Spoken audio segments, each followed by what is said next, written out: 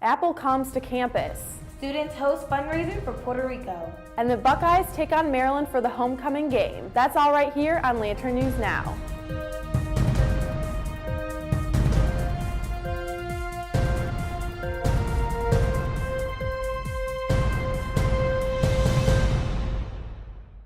Welcome back, Buckeyes. I'm Elizabeth Suarez. And I'm Jamela Muhammad. You're watching Lantern News Now. On Wednesday, Ohio State announced that beginning next fall, incoming freshmen at all campuses will receive free iPads as part of an agreement with Apple.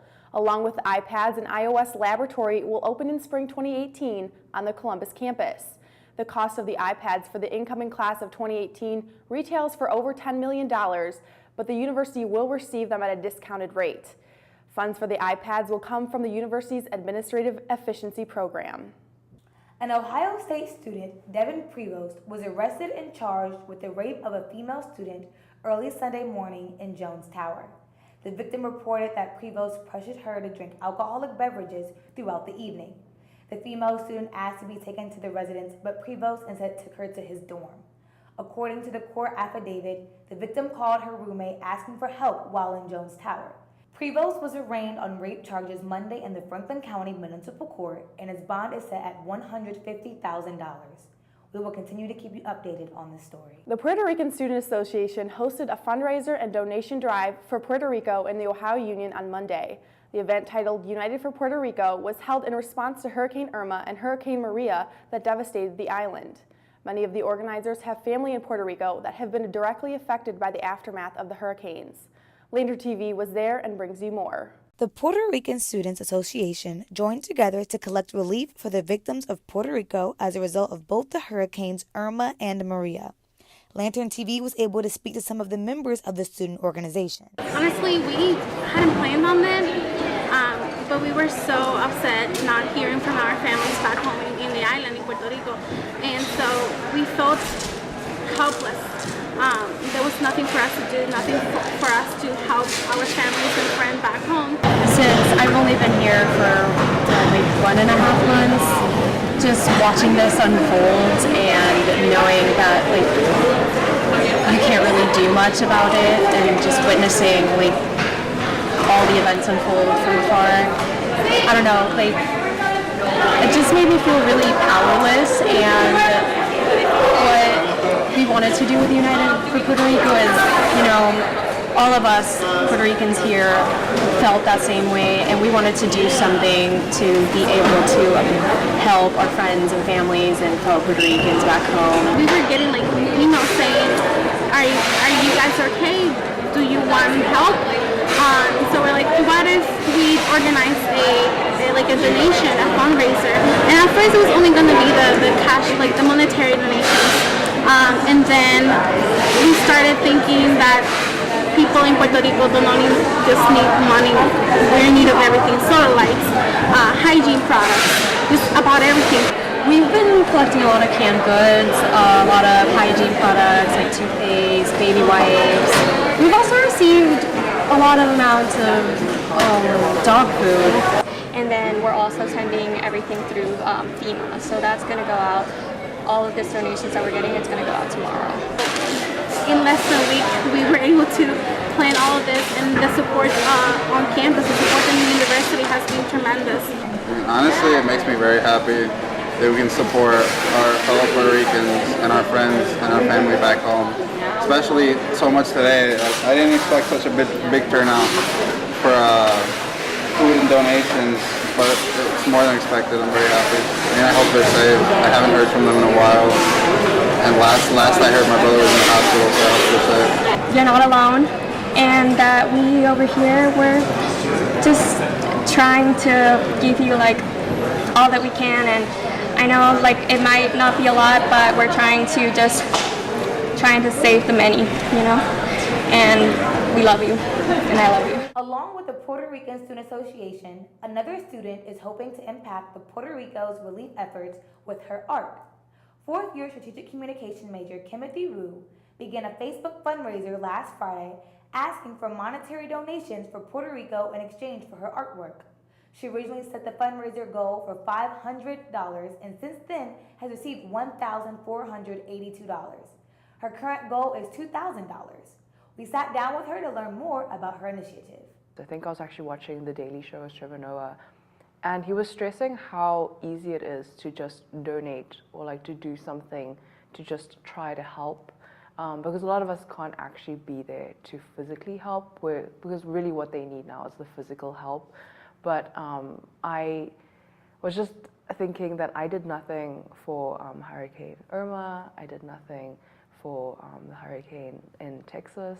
It was just, I felt really bad that I didn't do anything in that. And it was almost like a sense of like, I often talk about how I love helping people, and I like to associate myself as someone who, with being someone who likes to do a lot of charity work. I honestly didn't expect people to want to donate. I set my original goal at 500, and I reached about 370 in the first day, and it was incredible. And I've had to like increase the goal amount almost every day because people keep donating, and people keep like giving like so much money, and it's insane. It's truly insane. All of the proceeds will be going to the nonprofit organization Friends of Puerto Rico. WU's fundraiser can be found on the displayed Facebook page. The fundraiser will end on October 31st. All 50 Ohio State Cavs buses are expected to be installed with security cameras by this Sunday. There will be 8 cameras installed in each of the buses, 4 on the outside and 4 on the inside. They will record audio as well. The cameras cost the university $340,000 and will be used in cases of accidents, according to a statement from Beth Snoke, Director of Transportation and Traffic Management at Ohio State. Do you have any plans for homecoming? Yes, I'm going to the Maryland game, of course, and then after, because it's like a late game, I'm going to go catch some wings with my friends and then just kind of chill out for the night. Nice, that sounds great. Now let's throw it over to James and Alicia for more on men's basketball and the homecoming football game. Thanks, Elizabeth and Jamila.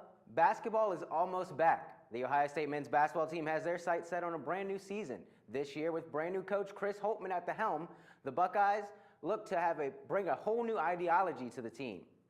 You see a lot right now. We're slower in our reaction time right now because guys are doing a lot of thinking. I think that'll be the case for the first month and a half. I think in games, we probably won't be as good in November, hopefully, than we are later in the year. Ohio State begins their season at 4 p.m. on Saturday, November 5th against Worcester. Football had Media Day yesterday. Let's see what came out of the Buckeyes this week. The Buckeyes look to take on Maryland this week, and the shoe plans to go pink for Breast Cancer Awareness Month. This week, the nonprofit organization Pink Out OSU has been selling t-shirts to raise funds for breast cancer research. They are encouraging students to wear pink Saturday at the game to raise breast cancer awareness. Now let's take a look at some of the upcoming games for this week. Of course, Saturday, the football team will take on Maryland for the homecoming game. Kickoff is set at 4 p.m. and it's a pink out, so make sure to wear your pink in support of breast cancer awareness. Later that night, women's volleyball takes on Rutgers at 8 p.m. in St. John Arena. Sunday is jam-packed with Buckeye sports. Women's lacrosse plays in the Buckeye Lacrosse Classic starting at 9 a.m. At noon, women's soccer takes on rival Michigan, and field hockey will play California. Lastly, men's lacrosse will play the Ohio Machine at Fortress Obetz Field at 1 p.m.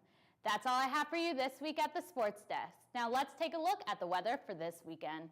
Now, I'm meteorologist Grace Devine here to give you your weather for this weekend.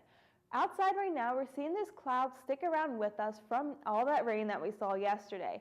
The temperature outside right now is 69 degrees, and the humidity is up there at 88%, which is quite high, but it was actually higher earlier this morning in the 90s. And as we go through this weekend, we'll start to see the temperatures remain quite high in the 80s. So today we're seeing a temperature of a high of 80 degrees, and those clouds are going to stick with us throughout all of today. And tomorrow then we'll see the sun poke on out, and we'll see a high of 84 degrees. Then on Sunday, once again, the sun will happily be back out. We'll see a high of 75 degrees. So we'll go down quite a bit for Sunday. So for the game tomorrow versus Maryland, you'll wake up tomorrow with the temperature starting quite high at 70 degrees at 10 a.m. And at 2 p.m. when you're out getting ready for the game, it'll be a temperature of 82 degrees. And then at 7 p.m. during the game, we'll see a temperature of 81, which is quite hot for 7 p.m. in the evening. Now, it says mostly sunny throughout most of tomorrow, but as we continue on through tomorrow, we'll start to see more and more clouds come on in. That's because we're going to see showers start at 9 p.m. tomorrow as this cold front pushes on through eastward our way. So at 9 p.m. we'll see the rain start to hit us, and it'll start getting more and more heavy, and thunderstorms are possible, and those will continue on through early Sunday morning. But like I said, you'll see the temperatures, the sky clear on up for a sunny day on Sunday. So the temperatures will bounce right back up. The cool weather was not here to stay. We'll continue seeing these temperatures pretty consistent in the 80s and 70s. So is it really October if we keep seeing all these not fall-like weather? So next week, like I said, temperatures will remain in the 70s, and more rain is to come our way. So go out there and enjoy your sunny days as it lasts. Back to you, Jamil and Elizabeth. That's all we have for you this week on Lantern News Now. Be sure to like us on Facebook and follow us on Instagram and Twitter. Also check out the Lantern on Snapchat for game day coverage. Thanks for watching, and we'll see you next week.